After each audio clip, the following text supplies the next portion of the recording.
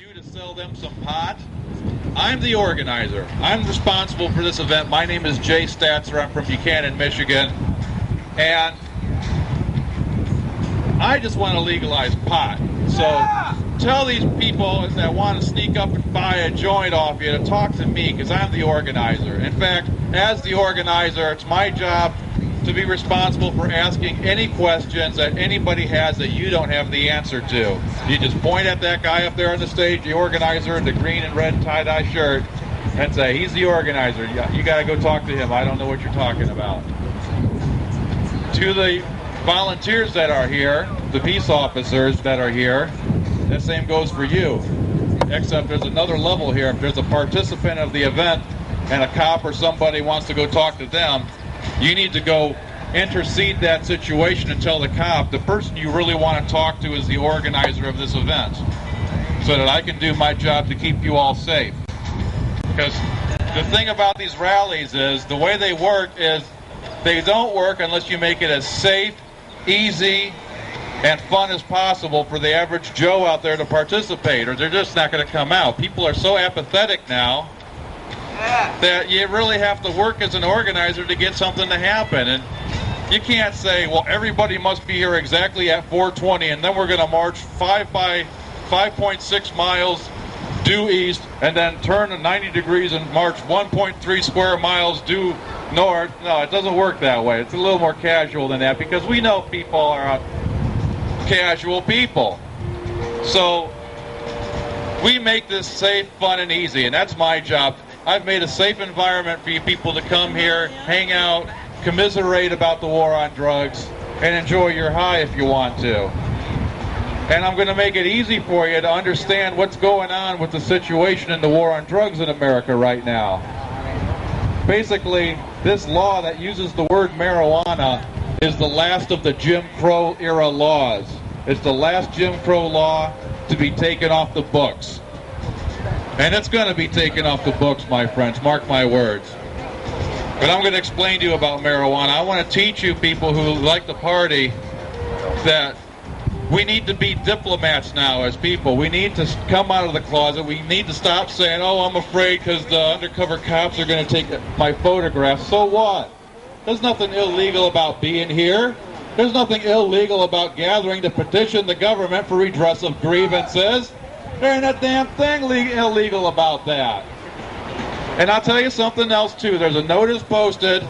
This is a PG-17 sort of event. Since there's free speech going on here and we're dealing with adult topics, if you're in a position or you have children that you want to protect from such things, be advised, because it's my free speech rights. I'm going to say what I want to say, and other people on this stage are going to say what they need to say. And since we have this civil war of the war on drugs, emotions run a little high. So if somebody says fuck or something like that, that's just going to happen. But that's somebody truly expressing how they feel, and that's the free speech. That's the English language, and it's my English language, and it's my First Amendment rights, and I'll be damned if I don't use them both to their fullest extent. So we're looking at doing a march here, but take a vote and see whether we do that, or maybe we'll find some other sorts of activity. There's lots we can do here. We've got this park all day, people. This is our playground. And while everybody's invited, especially we are invited. So we got Elwood Splinters here. They've got their equipment set up. They came out, basically they thought this was on another day. I called this morning, and the guy's groggy and says, oh, okay, I think I can find the people. And he's here, and they're all set up, and I think that's a beautiful thing. I think there's nothing better than a South Bend blues band, especially there's this guy and another blues cat that are the traveling-ass blues musicians in all of Michiana, because they travel all over this state and up in Michigan too, and they'll find any little nook and cranny, a liquor store even. If they'll have a band, these guys will play there. They find gigs and blaze trails for musicians for this region. And I think that's a beautiful thing too. They blaze trails musically the way I blaze trails politically. So I want to thank you guys for coming out. I think that's excellent. And If we don't march, we're going to have a good time listening to you guys. You guys will just get to play longer. I want to do a little thing I call I don't like marijuana. Because I don't think they're paying attention to me. Oh, let me say this a little louder. Hey, I don't use marijuana. I do not use marijuana. I do not like marijuana. I'll smoke some pot, but I don't use marijuana.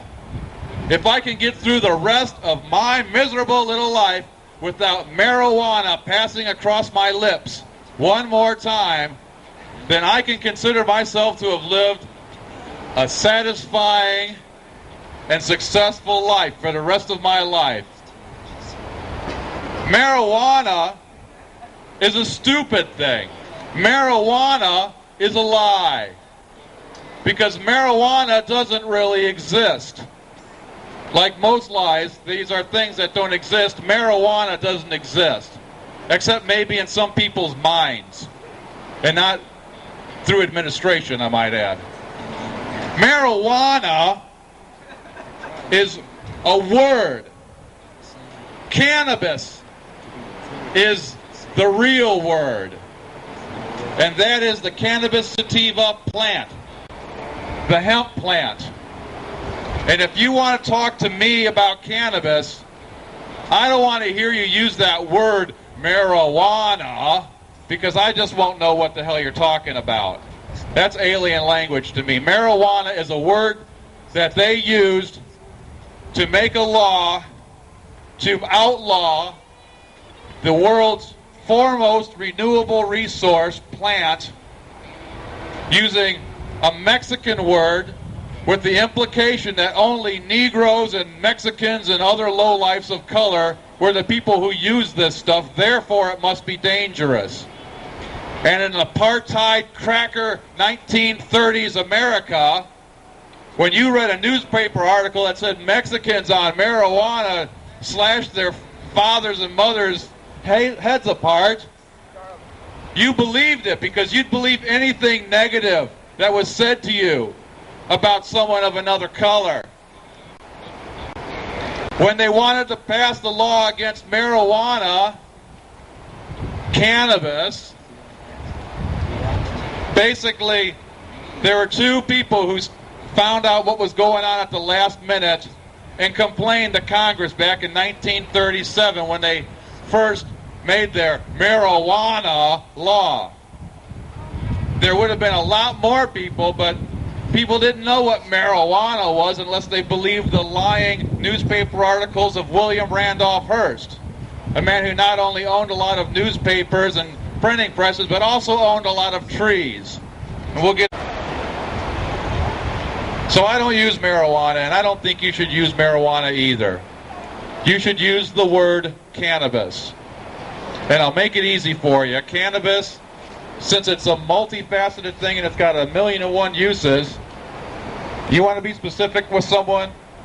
First case in point, the recreational, or what we call personal use of cannabis. If you're talking about the recreational use of cannabis, and you need a word that's not as long and cumbersome as cannabis, call it pot. Pot's good, easy to say, easy to do. You want to party, smoke some pot. Now, if you want to talk about the industrial use of hemp, and whenever you see me, everything I wear is made of hemp. These t-shirts that we have here are made of hemp, peace officer shirts for hemp. This 100% hemp twill pants that I'm wearing, the underwear, the socks, the shoes, they all have hemp.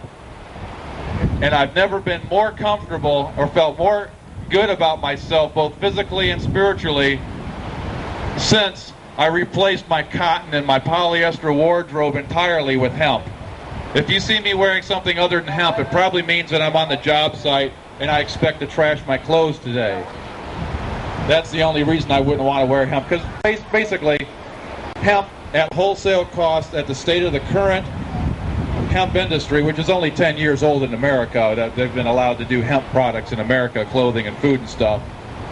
The average wholesale cost to the retailer is 2 to 3 times what the wholesale cost is for the equivalent mainstream cotton garment.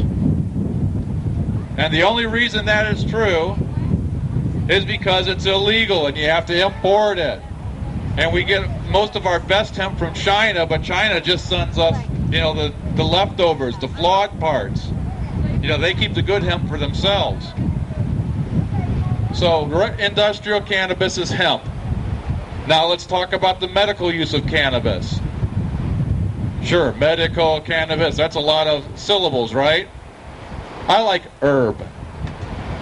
What's wrong with herb? Herbal medicine. They've done a lot to eliminate and make inconvenient access to herbal medicine in this country.